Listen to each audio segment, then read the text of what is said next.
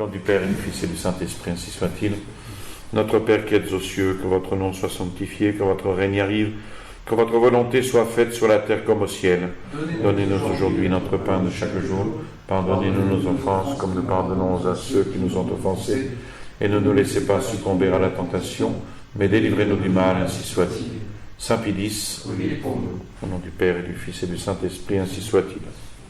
Alors, nous poursuivons sous le titre que donne le Père Berthe dans son livre « L'évêque du dehors ». Un événement douloureux avait stupéfié le monde catholique durant la deuxième présidence de García Moreno. C'était l'envahissement de Rome par les troupes du roi Victor Emmanuel de Savoie. Et l'intervention de García Moreno dans cette question du pouvoir temporel a contribué, plus qu'aucun de ses actes, à le mettre en relief aux yeux de l'Europe et à le désigner aux colères de la franc-maçonnerie cosmopolite. Le pape Pie IX, s'adressant aux membres du corps diplomatique qui étaient rassemblés dans ses appartements, leur dit avec tristesse : « Messieurs, je voudrais pouvoir vous dire que je compte sur vous et que quelqu'un d'entre vous aura, comme jadis, l'honneur de tirer l'Église de ses tribulations. Les temps sont changés, le pauvre vieux pape ne compte plus sur personne ici-bas, mais l'Église est immortelle, messieurs, ne l'oubliez pas. » Donc le vaillant pontife Pie IX, du fond de sa prison, dénonça à tous les potentats et à tout le peuple catholique cet exécrable forfait dont il était victime. Et il lança l'excommunication contre les auteurs et les fauteurs de cet attentat. En même temps, le cardinal Antonelli, par une circulaire aux représentants du Saint-Siège à l'étranger, protestait au nom des droits politiques contre l'occupation de Rome. Les princes, soit complices de la Révolution, laissèrent le pape affronter la prison et la mort, ou soit restèrent muets devant le fait accompli, et les bourreaux du pape allaient enfin s'applaudir d'avoir tué le droit sans soulever d'autres protestations que les larmes impuissantes des catholiques. Quand, par la grâce de Dieu, une voix éclatante, la voix de García Moreno, retentit et vint rappeler à nos rois d'Europe qu'ils peuvent écraser le juste, mais que la justice ne meurt pas. Donc García Moreno dénonça les révolutionnaires à l'indignation du monde civilisé. L'encyclique de Pie IX parut à l'Équateur dans les premiers jours de 1871 et le 18, on lisait au journal officiel une énergique protestation adressée selon la forme constitutionnelle au ministre de Victor Emmanuel. Dans cette protestation, il n'hésite pas à écrire, je cite, « Votre Excellence reconnaîtra que tout catholique, et à plus forte raison tout gouvernement, qui régit une notable portion de catholiques, a non seulement le droit, mais le devoir de protester contre ce sacrilège, cet odieux et sacrilège attentat. Le gouvernement de l'Équateur accomplit le devoir de protester, comme il proteste devant Dieu et devant les hommes, au nom de la justice, outragé, contre l'inique invasion de Rome et l'esclavage du pontife romain.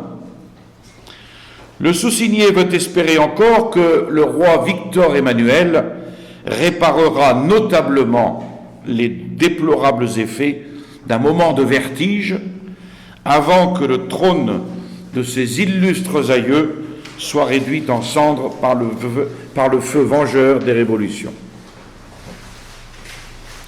García Moreno envoya une copie de cette protestation à tous les gouvernements d'Amérique, les exhortant à réprouver avec lui la violente et injuste occupation de Rome. Hélas, aucun chef d'État ne lui fit écho, mais sur les peuples, l'effet de cette intervention fut immense. En Équateur, elle provoqua une grande manifestation nationale de soutien au pape. Après avoir flétri la spoliation, l'adresse au clergé en appelait aux souverains de cette Europe qu'on disait civilisée. Le monde catholique applaudit à la noble protestation du président. Honneur et gloire, disait un journal de Bogota, en Colombie, honneur et gloire à celui qui a osé dire « Un peuple catholique ne peut renier socialement Jésus-Christ. Cet homme a sauvé l'honneur de notre siècle. » Le journal espagnol La Croix, également, je le cite, « Le vieux monde couvert de stigmates honteux, régi par des monarques qui ne règnent ni ne gouvernent, tout prêts au moment du péril à jeter leur couronne pour sauver leur tête, ce vieux monde avili a laissé le vicaire du Christ entre les mains du nouveau Judas. Il s'est fait le complice des déicides du Golgotha. Mais de l'autre côté des mers existe un pays où est conservée la foi de la vieille Espagne, une nation dont le gouvernement, les lois et les mœurs sont fondés sur le catholicisme, un peuple qui, bien que républicain, a su vomir le poison libéral. Cette nation, la seule qui est protestée par un acte officiel solennel, énergique, contre les sacrilèges spoliateurs de Rome, c'est la petite république de l'Équateur. Honneur et gloire à son noble chef qui a su venger l'Église opprimée, la religion outragée. Alors, il y eut bien sûr les insultes qui n'ont pas manqué, mais la joie fut très grande pour García Moreno d'apprendre que sa protestation avait grandement consolé et fortifié le captif du Vatican. Le 21 mars 1871, le pape Pie IX lui envoya un bref de félicitations et de reconnaissance par lequel il le faisait chevalier de première classe de l'ordre de Pie IX. Donc le pape, dépouillé de ses États, par conséquent de ses revenus, était par le fait même réduit à la mendicité. Alors, au congrès de 1873, García Moreno, après avoir montré la reconnaissance de l'Équateur sous l'influence du catholicisme, l'état des finances de plus en plus prospère, proposa une aide pour le Vatican, le 10% sur la partie de la dîme concédée à l'État. Et le Congrès vota le projet. Pie IX remercia García Moreno en des termes qui résument toute l'action de García Moreno. Sans une intervention divine toute spéciale, il serait bien difficile de comprendre comment, en si peu de temps, vous avez rétabli la paix, payé une partie notable de la dette publique, doublé les revenus, supprimé les impôts vexatoires, créé routes, hospices, hôpitaux. Toutefois, continue le pape, s'il faut avant tout remercier Dieu, auteur de tout bien, il convient de louer votre prudence et votre zèle, vous qui savez faire marcher concurremment, avec tant d'objets de votre sollicitude, la réforme des institutions, de la justice, de la magistrature, de la milice, n'oubliant rien de ce qui procure la prospérité publique. Mais par-dessus tout, nous vous félicitons de la piété avec laquelle vous rapportez à Dieu et à l'Église tous vos succès, persuadés que sans la moralité, dont l'Église catholique seule enseigne et maintient les préceptes, il ne saurait y avoir pour les peuples de véritables progrès. On a ici un court résumé de ce qu'a accompli García Moreno. Alors cet éloge détaillé de ses actes par la plus haute autorité qui soit sur la terre effraya la modestie de García Moreno, à tel point qu'il s'en ouvrit au pape avec grande humilité. Pie IX aimait en García Moreno l'homme droit, l'homme juste, l'opiniâtre adversaire de la Révolution, et García Moreno, lui, aimait en Pie IX l'héroïque défenseur des droits de l'Église, le pape du syllabus. Ces deux âmes ne faisaient donc qu'une dans l'amour de la vérité intégrale. Après cet événement intervient la réélection pour la troisième fois de García Moreno. Depuis donc les 5 années écoulées, après avoir repris les rênes du pouvoir, le pays avait effectivement changé de face matériellement et moralement. Encore quelques années, on aurait vu l'agriculture et l'industrie enrichir ce pays, des émigrants défricher ses bois, des chemins de fer sillonner ses vastes haciendas, etc. Donc l'avenir s'ouvrait aux magnifiques perspectives, d'autant plus que le pays, si troublé jusque-là, jouissait depuis 6 ans de la paix la plus parfaite. À l'intérieur du pays, le calme, la tranquillité régnaient dans les esprits, contrairement à ce qu'on avait vu bien avant, et ceci grâce à la Constitution qui garantissait tous les droits légitimes et contraignait les méchants à les respecter. En 1871 et 1873, le Congrès se réunit pour aider le gouvernement dans ses travaux. Députés et sénateurs, unis d'esprit et de cœur au président, examinaient donc consciencieusement les projets de loi soumis à leur délibération, ne considérant dans leur vote que le bien public et non pas le criminel désir d'assurer le triomphe d'un parti ou de faire échec au gouvernement. Alors cette harmonie des pouvoirs, phénomène inconnu des républiques, jetait le peuple dans une espèce de ravissement. Quant aux révolutionnaires, ils avaient bien tenté d'agiter le peuple, mais quelques jours d'état de siège avaient suffi pour les mettre à la raison. Et donc ces révolutionnaires restèrent cois pendant toute cette période, à tel point que le gouvernement, par un décret de 1873, rouvrit les portes du pays à tous les déportés politiques, sans préjudice toutefois de leur responsabilité devant les tribunaux pour crimes de droit commun. Mais comme la plupart avaient à craindre de sérieux démêlés avec la justice, évidemment très peu profitèrent de cet acte de clémence et donc restèrent exilés à l'étranger.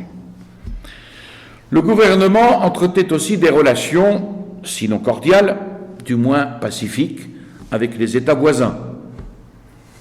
Et puis, en dépit des injurieux libelles que la Révolution vomissait contre García Moreno dans les pays voisins, sa gloire rayonnait dans toute l'Amérique.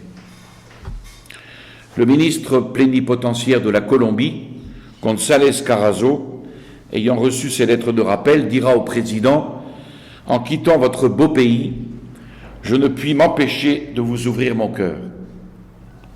De retour dans ma chère Colombie, je proclamerai hautement que l'Équateur sème partout la précieuse semence de l'instruction publique, ouvre avec une admirable ténacité des voies de communication jusqu'au littoral, administre ses finances avec une probité exemplaire. Je proclamerai, continue-t-il, qu'ici, l'administration de la justice n'est pas une garantie illusoire pour les biens, l'honneur, la vie des citoyens et des étrangers, que posée sur ces volcans d'où peuvent jaillir à chaque instant la ruine et la mort, la nation s'agenouille instinctivement devant Dieu, notre espérance dans tous les dangers, que la morale y fleurit magnifiquement sous la protection de la loi, et qu'enfin, la bienfaisance officielle, sous l'inspiration de la charité, entretient des auspices presque luxueux. Voilà quel était l'état florissant de l'Équateur, sans aucune exagération, quand, au cours de 1874, la question de l'élection présidentielle vint de nouveau passionner les esprits. Cette élection devait avoir lieu en mai 1875. Or, on disait tout haut que la gratitude, autant que la nécessité, imposait la réélection. La sagesse de la nouvelle Constitution consistait dans la faculté qu'elle laissait au peuple de maintenir à la tête l'homme qui pouvait ainsi terminer ses œuvres et qui pouvait en finir une bonne fois avec la Révolution. Ces idées-là dominaient dans le public et dans sa grande majorité. Des démonstrations populaires de soutien à García Moreno exaspérèrent la faction libéraux-radicale qui, battue en 1869, espérait cette fois-ci, en 1875, prendre sa revanche. Pour ne pas trop choquer le peuple, ils présentèrent le catholique Borrero, champion du libéralisme, antagoniste attitré de l'autoritaire, entre guillemets, García Moreno. C'est lui qui, hélas, prendra le pouvoir après García Moreno, après son assassinat. García Moreno avait cherché en vain, quelques années auparavant, à désarmer son ancien ami en le nommant visiteur fiscal des provinces de Cuenca et Loja, ce qu'il refusa, bien résolu à ne rien recevoir des mains de García Moreno. Donc on avait là deux hommes, l'un catholique intégral et l'autre catholique libéral. L'union était impossible. On proposa à García Moreno la fusion des partis. Il répondit « J'ai dit dès 1861 que la lutte entre le bien et le mal est éternelle. Par conséquent, la cause que nous soutenons, la cause du bien, de la religion, nous ne pouvons l'amalgamer avec celle de nos adversaires. Laissez donc là toute idée de conversion ou de fusion des partis. » Donc, le libéralisme de Borrero, doublé de son inimitié bien connue pour García Moreno, lui valut l'honneur, évidemment, de figurer en tête des journaux comme candidat de la secte. Dans une prétendue biographie de García Moreno, Pedro Moncayo le représenta comme un tyran appuyé sur l'Église pour écraser tous les hommes libres. C'est là, écrit-il, tout le secret de son catholicisme. Communier et fusiller, proscrire, flageller, confisquer. Voilà les offrandes qui plaisent au Dieu des Jésuites. Aveugle et implacable comme un tyran du Moyen-Âge, sous son regard, la patrie hébétée, affolée, n'a plus qu'une pensée, un cri, une volonté, la hache du bourreau.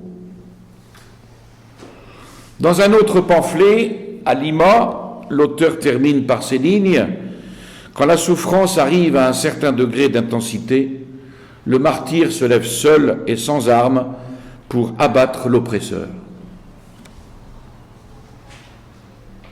Montalvo publie « La dictature perpétuelle », véritable tissu d'outrage et de blasphème. L'auteur y présente l'Équateur sous García Moreno comme un vaste couvent d'idiots au milieu duquel se dresse un échafaud. On croirait lire Libération ou Charlie Hebdo.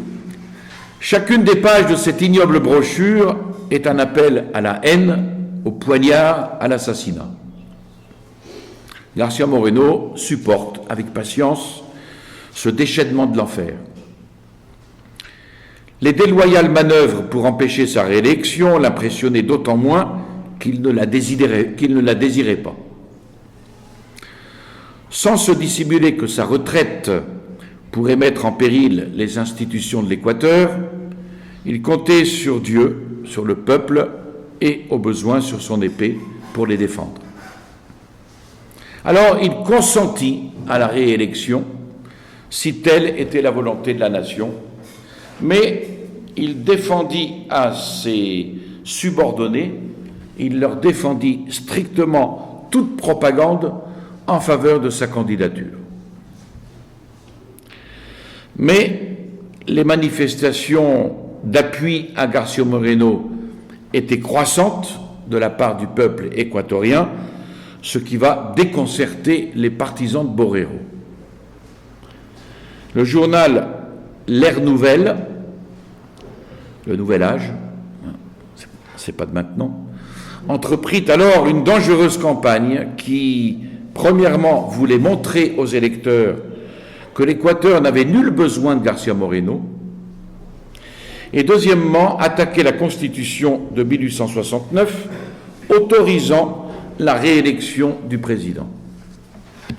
La diatribe indigna García Moreno, qui fit traduire les auteurs au tribunal de Quito. Sur ces entrefaites, il fut averti qu'un pronunciamento était en préparation avec le colonel Polanco.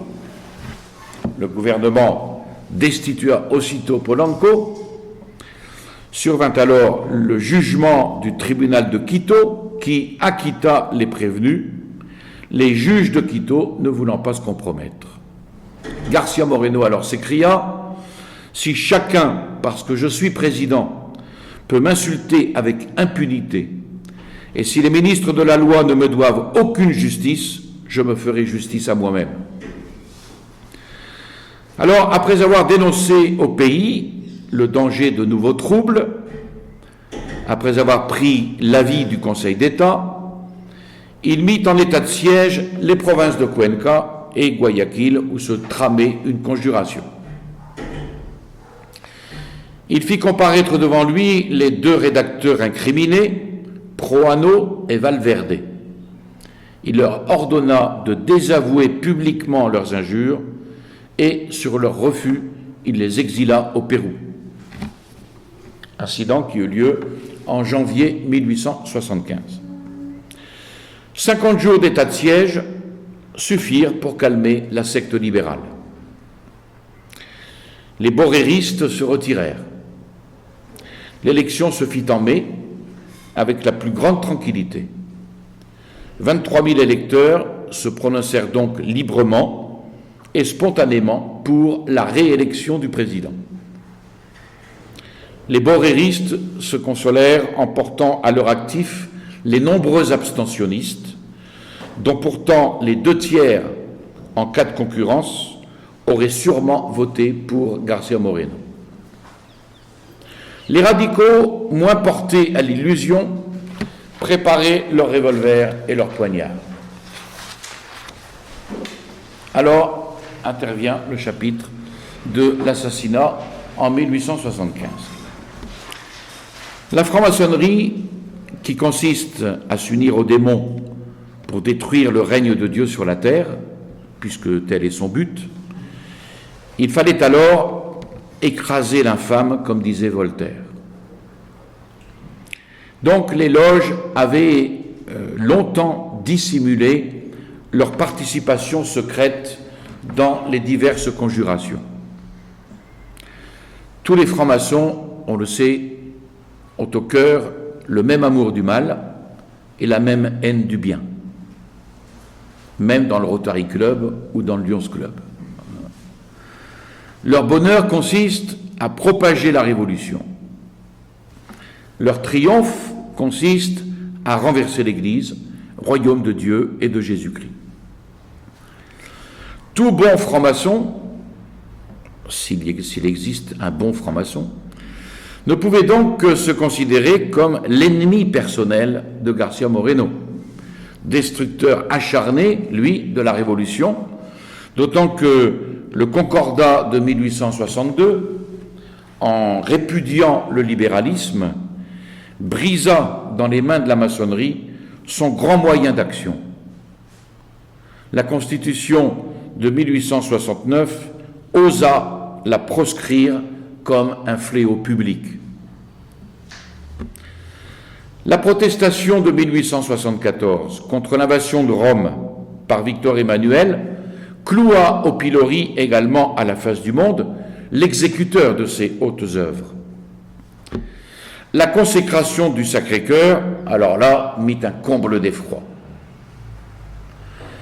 Il y eut un déchaînement des plumes des francs-maçons contre Garcia Moreno, accusé de vouloir secrètement rétablir l'Inquisition, bien sûr, et d'avoir abruti à l'aide du clergé des populations ignorantes.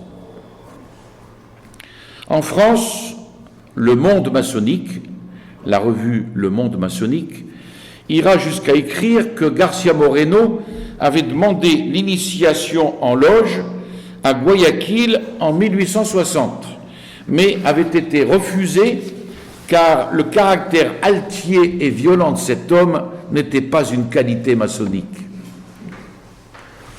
En Amérique, c'était une inondation de pamphlets contre Garcia Moreno, une provocation incessante à l'assassinat. Les différents complots dont le président faillit être victime avaient été tramés par la franc-maçonnerie. Quelquefois, la secte propageait des bruits de meurtres afin de susciter quelque bonne inspiration dans l'âme d'un frère zélé. Aux approches de l'élection, les bruits d'un assassinat prochain prirent tant de consistance que beaucoup de personnes se crurent obligées de lui exposer leurs craintes. Mais on ne parvint jamais à faire entrer dans l'âme de Garcia Moreno quelques sentiments d'inquiétude. Depuis longtemps, disait-il, il m'aurait rendu fou si j'avais attaché la moindre importance à leurs intrigues. Avec donc une confiance en Dieu qui ne se démentit jamais, Garcia Moreno continua ses œuvres sans s'inquiéter de l'orage qui grondait sur sa tête. À peine réélu, il combina des plans nouveaux, cherchant les moyens d'utiliser cette troisième présidence pour le bien public. Il expliquera à l'un de ses amis « Ma première présidence eut un caractère de réaction contre les maux qui accablaient la patrie, nécessitant quelquefois, à ma grande douleur, l'usage de la violence pour les extirper. La deuxième présidence que j'achève, consacrée tout entière à l'organisation du pays, n'a plus requis les moyens violents. Si la divine providence n'en dispose pas autrement, la troisième période sera une période de consolidation. Réaction, organisation, consolidation. Mais Dieu en disposa autrement. On apprit par des faits précis que la franc-maçonnerie exécuterait à bref délai la sentence portée par les hautes loges. Garcia Moreno, de plus, venait de révoquer le consul de l'Équateur à Bruxelles après avoir appris de science certaine qu'il appartenait à la franc-maçonnerie. On était en mars 1875. La conjuration, cependant, sourdissait dans l'ombre. Chargés alors de faire disparaître le grand ennemi de la secte, les maçons d'Amérique avaient envoyé des représentants de différents pays d'Amérique du Sud à Lima.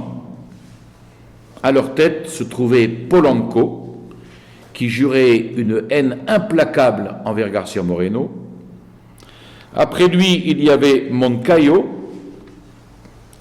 figurait aussi Campuzano, lié au conspirateur Roberto Andrade et Manuel Cornero.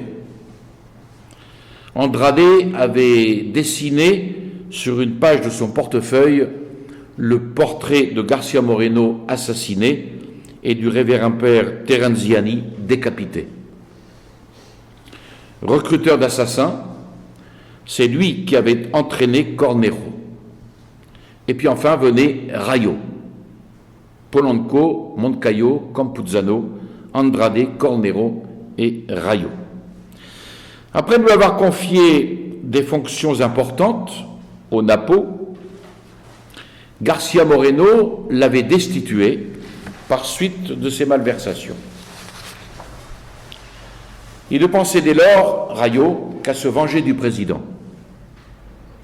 Et puis un certain Cortés également, qui poussa si loin ses violences et ses insolents propos que García Moreno lui signifia d'avoir à quitter immédiatement le territoire de l'Équateur.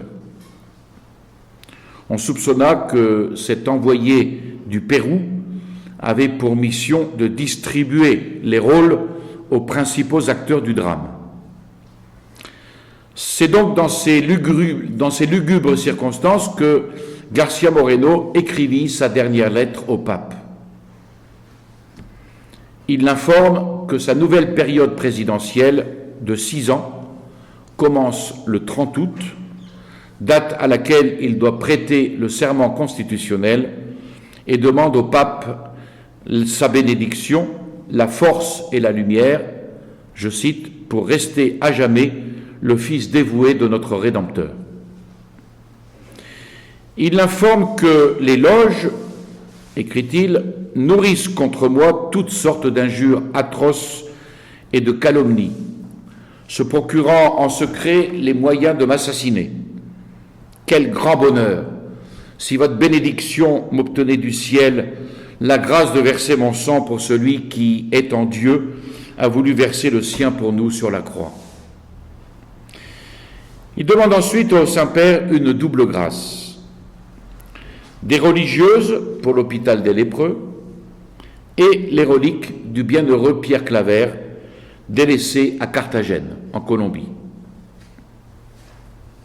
Ensuite, García Moreno se mit à composer le message qui devait être lu le 10 août à l'ouverture du Congrès.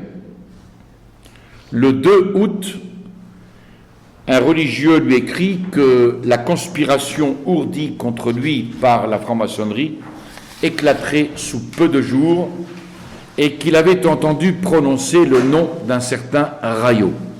« Rayo » s'écria García Moreno, « c'est une infâme calomnie.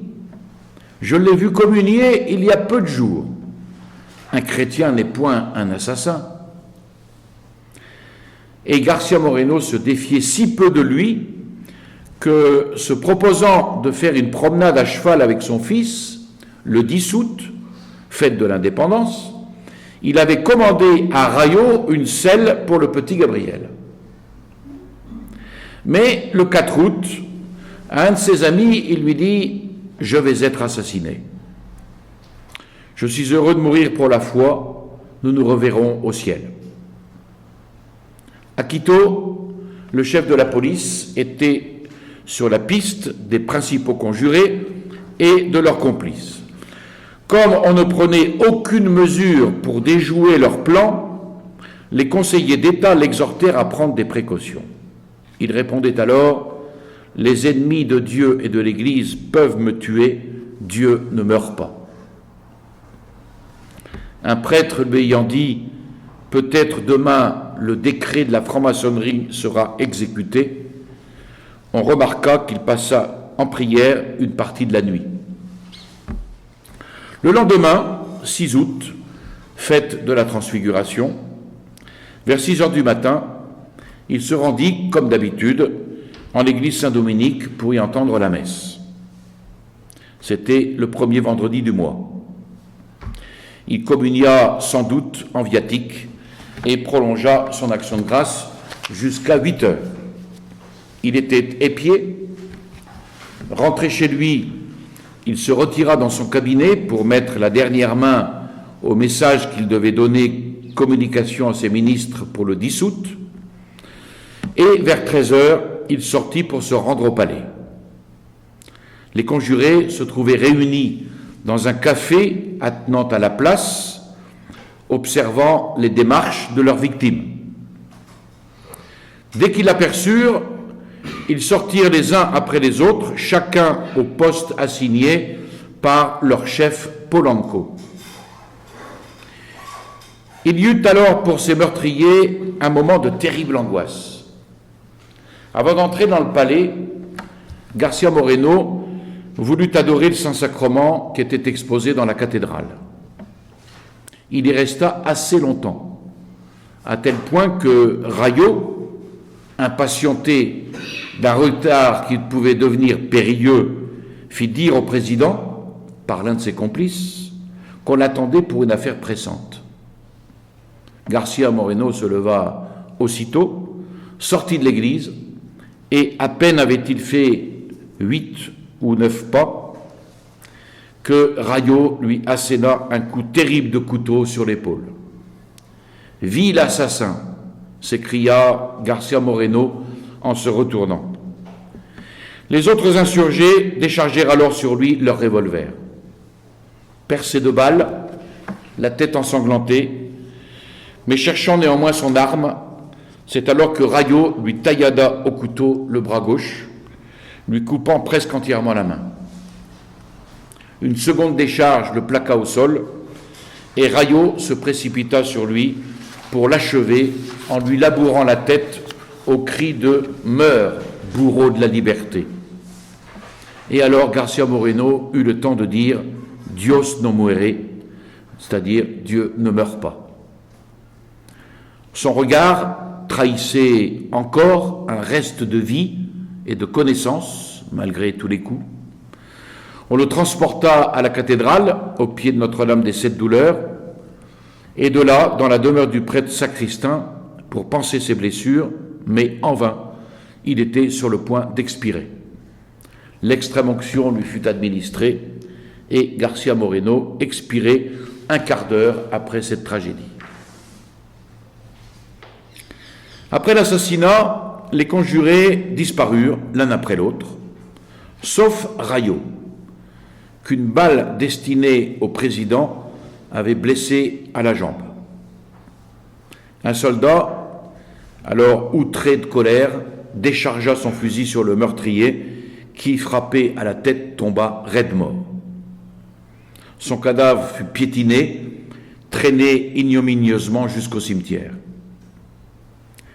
Alors, une question se pose. Pourquoi Dieu a-t-il laissé couler le sang de ce serviteur sans égal? Évidemment, Dieu se plaît surtout à glorifier ceux qui ont toujours confessé la vérité. Or, la suprême gloire, c'est bien de sceller de son sang cette vérité, vérité qu'il a défendue par ses paroles, par ses actes. Voilà la réponse. Et quant au monde, si Dieu lui enlève ses libérateurs, c'est que trop souvent, le monde ne s'en montre pas digne. Combien de chrétiens ont repoussé Garcia Moreno au nom du libéralisme? Quant au peuple si dévoué à Garcia Moreno, qu'il n'oublie pas que le sang des martyrs, comme disait Tertullien, est une semence de chrétiens. Alors la capitale tomba dans une inexprimable consternation. Il n'y eut pas même un semblant de désordre. Les assassins s'enfuirent au plus tôt pour ne pas tomber sous les coups de la vengeance publique. En vertu des dispositions constitutionnelles, le vice-président, don Javier León, se déclara chef du pouvoir exécutif et mit la République en état de siège. Par une circulaire adressée au gouverneur de province, il donna l'ordre d'employer tous les moyens pour s'emparer des meurtriers. Il fit le même appel à l'armée. Officiers et soldats, disait-il, des mains encore rouges de son sang vous présenteront peut-être un autre drapeau que celui de la religion et de la patrie. Mais vous vous souviendrez de votre illustre généralissime, vous serez fidèle aux lois de l'honneur. Braves soldats, tournez vos yeux vers le ciel, voyez sur la tête de celui que vous pleurez la glorieuse couronne du martyr et jurez de défendre les institutions pour lesquelles il a donné sa vie. Les funérailles furent fixées au 9 août dans l'église métropolitaine. Sur le catafalque étaient inscrits ces mots: « Au régénérateur de la patrie, à l'invincible défenseur de la foi catholique ». Le corps fut exposé dans une chapelle ardente, assis sur un fauteuil, revêtu des insignes de sa charge. Évidemment, les visiteurs affluèrent sans interruption durant les 3 jours. Les restes mortels de García Moreno furent déposés provisoirement dans un caveau inconnu, afin de les soustraire au danger de sacrilège profanation. Et quant au meurtrier, Campuzano, Polanco, était déjà sous les verrous. Puis ce fut au tour de Cornero, qui fut condamné à mort et se convertit.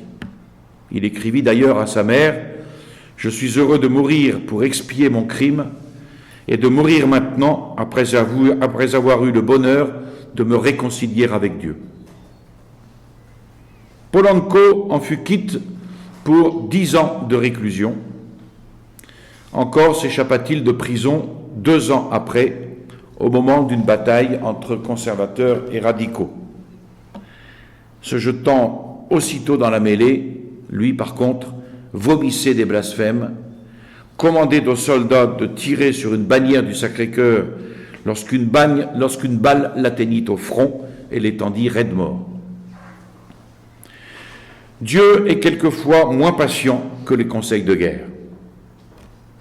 Si Andrade et Moncayo, cachés en pays étrangers, reparurent à Quito après le triomphe de Vintimilla, celui qui va succéder à Borrero, en 1877, ils durent cependant fuir devant le mépris et les menaces des honnêtes gens, trop fidèles à García Moreno pour vivre en paix avec des assassins.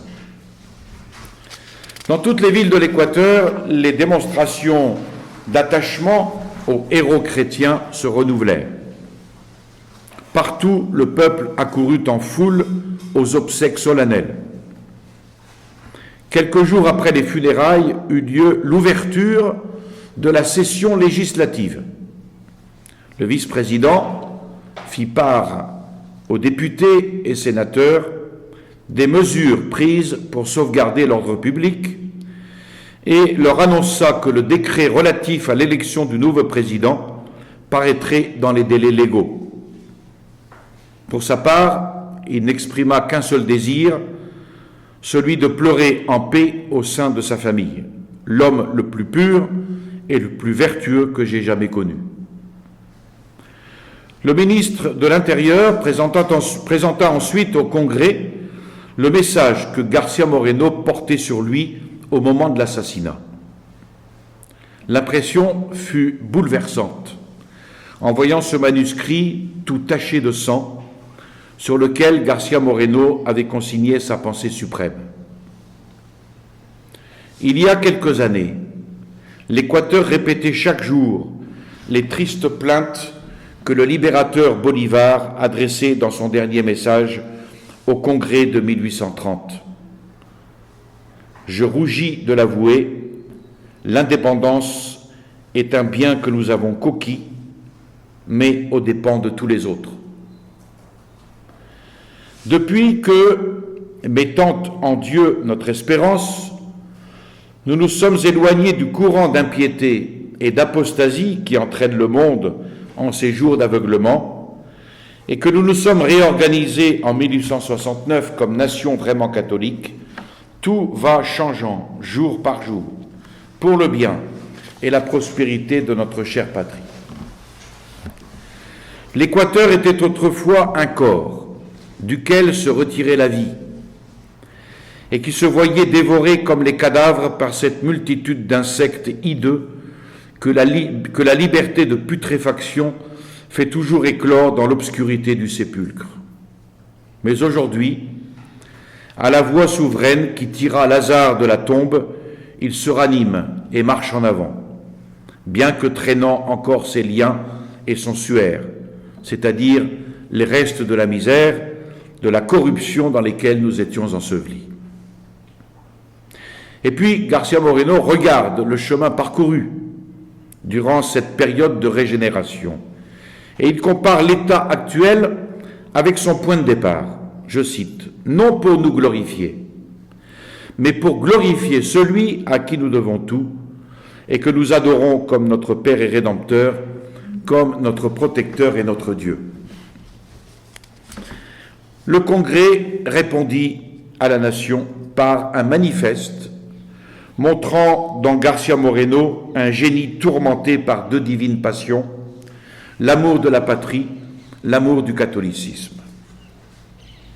Le Congrès rappelle alors son intervention contre Victor Emmanuel.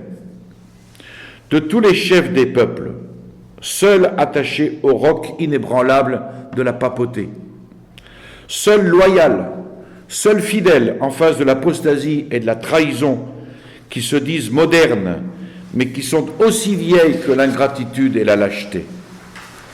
La Révolution renverse la croix du Rédempteur. Lui la prend dans ses mains, se prosterne devant elle, et du sommet des Andes la présente au monde comme l'étendard sacré. Puis, les représentants adressent alors, en terminant, de vives félicitations au peuple assez intelligent de ses devoirs et de ses intérêts pour repousser avec horreur les assassins et les anarchistes. Je cite, « Ils ont voulu noyer la religion, la morale, les institutions de la patrie dans le sang de l'auguste régénérateur.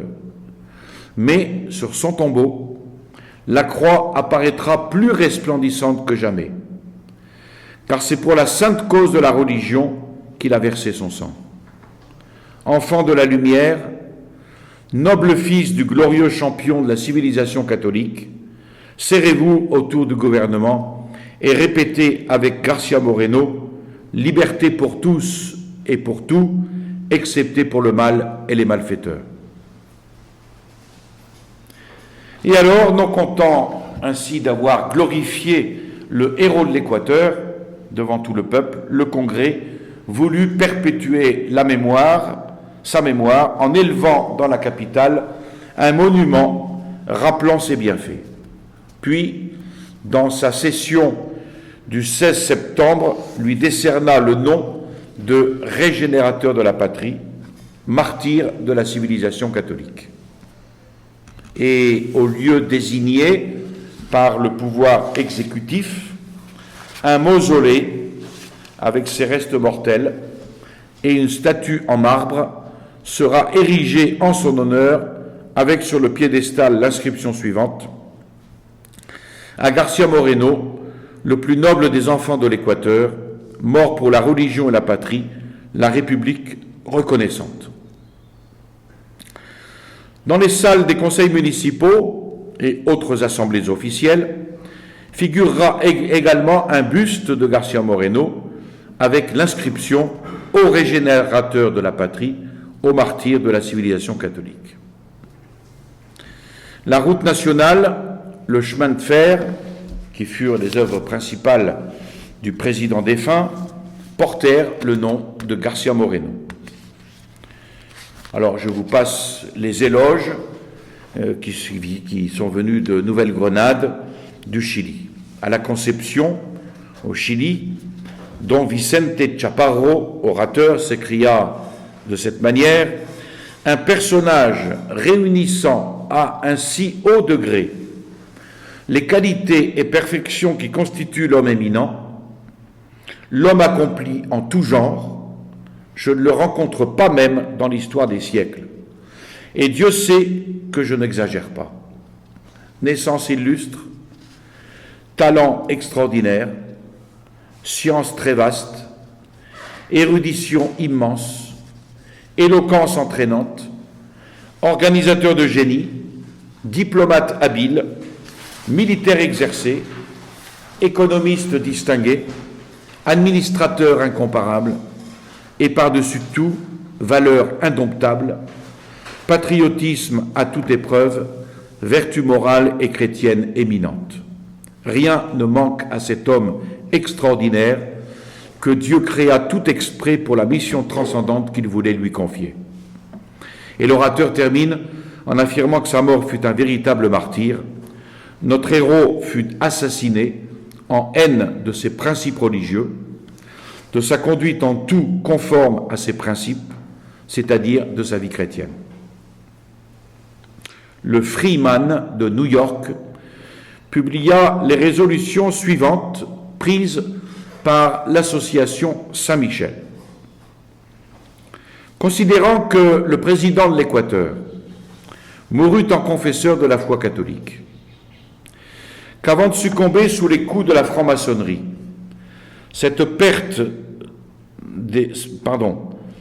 qu'avant de succomber sous les coups de la franc-maçonnerie, cette peste des républiques américaines, il se recommanda au souverain pontife, implorant sa bénédiction à l'effet d'obtenir la grâce de verser son sang pour la foi catholique. Enfin, considérant qu'il mourut de la mort héroïque, ambitionnée par lui, victime de son glorieux attachement à l'Église, l'association Saint-Michel, brûlant de rendre les plus grands honneurs à cet illustre martyr de la foi, sans anticiper sur les droits de notre mère la Sainte Église, décide qu'elle célébrera chaque année le glorieux anniversaire du 6 août par une messe solennelle.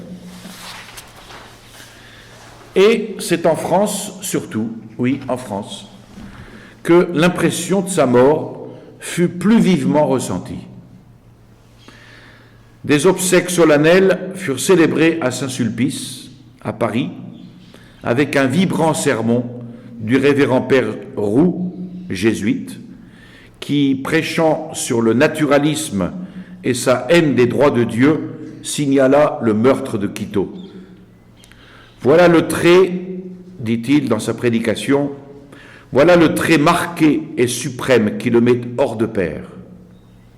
Homme de Jésus-Christ dans la vie publique, homme de Dieu. Une petite république du Sud nous a montré une merveille. Un homme assez noble, assez fort, assez intelligent pour persévérer dans le dessein d'être, comme on dit, homme de son temps. D'en établir les sciences, d'en accepter les mœurs, d'en connaître et d'en suivre les usages et les lois. Et cependant, de ne pas cesser d'être un homme de l'Évangile, exact et fidèle, c'est-à-dire un exact et fidèle serviteur de Dieu. C'était un chrétien tel que les postes souverains n'en paraissent plus comporter, un chef tel que les peuples ne paraissent plus dignes d'en avoir. Dès qu'il fut connu, la secte, si puissante en Amérique, et dont il se déclarait hardiment l'ennemi, le condamna à mort. Il s'en inquiéta peu. Il était catholique et avait résolu de l'être partout et toujours, catholique sans remède, de la race d'aujourd'hui inconnue parmi les chefs officiels des peuples, qui se tourne d'abord vers notre Père des cieux et lui dit à haute voix que votre règne arrive. Nous osons dire que Dieu lui devait cette mort. Il devait mourir dans sa force, dans sa vertu, dans sa prière, au pied de la Vierge des 7 douleurs, martyr de son peuple et de sa foi pour lesquels il a vécu. Sa mort est encore un service, peut-être le plus grand. Il a montré à tout le genre humain quel chef Dieu pouvait lui donner, quel chef Dieu pourrait lui donner, et à quel misérable il se livre lui-même par sa folie. Cité par Louis Veuillot dans l'Univers du 27 septembre 1875. Enfin, Pie IX, le 20 septembre 1875, dans sa prison du Vatican, adresse aux pèlerins de Laval une harangue justicière. Au milieu de ces gouvernements livrés au délire de l'impiété, la République de l'Équateur se distinguait miraculeusement de toutes les autres par son esprit de justice, l'inébranlable foi de son président, qui toujours se montra le fils soumis de l'Église, plein de dévouement pour le Saint-Siège et de zèle pour maintenir au sein de la République la religion et la piété. Et voilà que les impies, dans leur aveugle fureur, regardent comme une insulte à leur prétendue civilisation moderne l'existence d'un gouvernement qui, tout en se consacrant au bien-être matériel du peuple, s'efforce en même temps d'assurer son progrès moral et spirituel. Il est tombé sous le feu d'un assassin, victime de sa foi et de sa charité envers sa patrie. Et quelques jours après, Pie IX fit célébrer des obsèques solennelles. Pie IX et Garcia Moreno, tous deux croisés contre la Révolution, l'un martyrisé par elle, l'autre emprisonné. Le prisonnier lavant le martyr devant l'humanité qui applaudit, et Dieu qui ne meurt pas couronnant l'un et l'autre. Eh bien, nous pouvons rester sur ce grand souvenir et l'espérer un jour pour la France. Je vous salue Marie, pleine de grâce, le Seigneur est avec vous. Vous êtes bénie entre toutes les femmes, et Jésus, le fruit de vos entrailles, est béni. Sainte Marie, Mère de Dieu, priez pour nous pauvres pécheurs, maintenant et à l'heure de notre mort, ainsi soit-il.